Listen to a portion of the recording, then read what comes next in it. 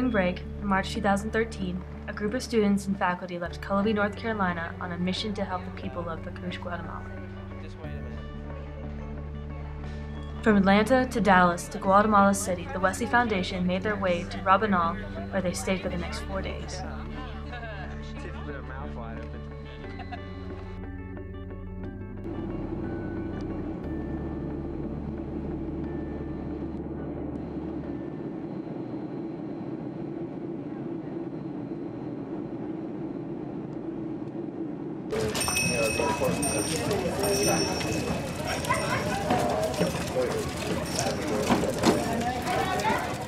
You know what you're going into, but you have absolutely no idea what you're really walking into.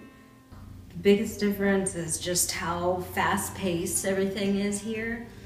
I mean, while we were there, the women, they would wake up early in the morning and just make tortillas, and that's all they would do, almost like from sun up to sundown. And I mean, that's just how they make money. That's their way of making money. But like, we've got school, we've got work, we've got like family we go to travel to see and all that, and it's just so much more fast-paced here. The people of Pacux were forced out of their homes by the government to build a hydroelectric dam in the northern rainforest. The land they are now forced to live in is dry and unfertile. While in Pacux, the Wesley Foundation gave free dental care to over 200 locals, painted a church, opened the Park of Rabanal for all who wished to come, handed out shoes, and provided various medical care. Jay Hinton, campus minister, making his third trip to Pacux. We brought a friend of ours who's a dentist from Waynesville. Once we got there, we set up they needed their tooth pulled. If the kids needed a sealant, we learned how to do sealants. So we did, I'm pretty sure, over 100 sealants. The problem was here today was that we'd run out of burrs, or drill bits, we call them burrs. And so Sue's thumbing through the sharps container trying to find some of the burrs that we'd used just one time. And we're going to sterilize them and try to use them again. Yeah, we're just lining them up down here. John, just show what we got down there. Our lovely teeth envelope. The teeth book. But, you know, we've pulled lots more than that. I was using my mouth at first as a demonstration. I had to brush my own teeth and show them, like, this is how you properly brush your teeth. And then finally they were like, oh, we have a puppet. And I'm like, where's this been the whole time? And the puppet had these like huge teeth. So I was able to demonstrate on the puppet. And the kids loved it because at the end, when you tell them to spit, the puppet has a little nozzle that when you squeeze it, it squirts out water at them. So the kids got a kick out of that.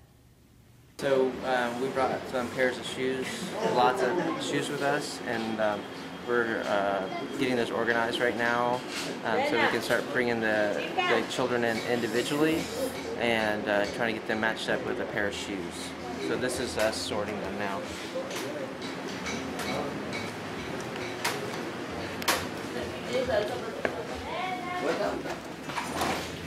And we would bring them back to this room and kind of fit them to a pair of shoes that we had. What happened was the word spread really rapidly, and before we knew it, you know, there's this huge crowd of people around this little room, like trying to get in to get the shoes. Like, there was one older gentleman who had like a flattened bottle that kind of had like twine or something wrapped up.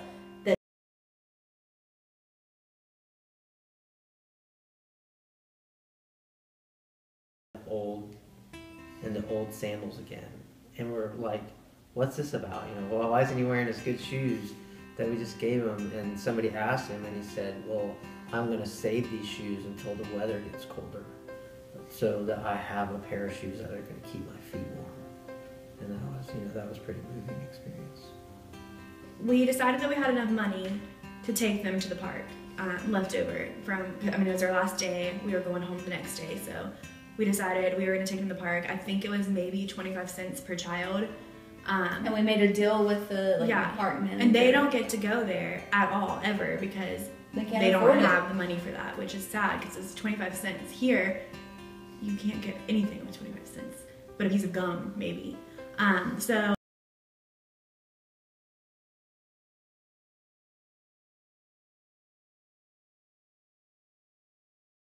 because we just, when the park doors opened, all the kids just ran, and they ran and they ran and they ran.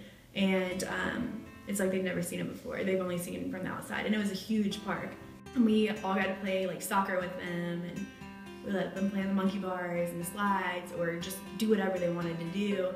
And then we lined up and gave them peanut butter sandwiches, and they all went crazy. So they're handing out bread with peanut butter on it, and the little girls are running up, getting in line, getting a bread, come back, giving it to their mom, and they're running back and getting in line, so like they end up with like 6 of them per family.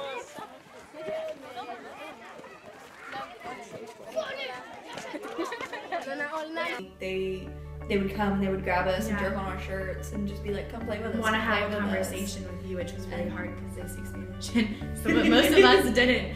So they were really patient. And it's like, sticker, sticker, sticker. Just let me play with you. Please don't leave. It was very, very emotional. I just had such a great time, and I was just so blessed by them. They were happy and they were smiling. They're running around, and I just had such a blast with them, and I just would like to tell them that I hope that one day I can see them again. It makes you realize what's important in life and what's not important in life. It just gives you a perspective on the world. It makes you more open to people who are different than you are. A lot of people who are different than me. Just because they're different doesn't mean that I'm any better or they're any better.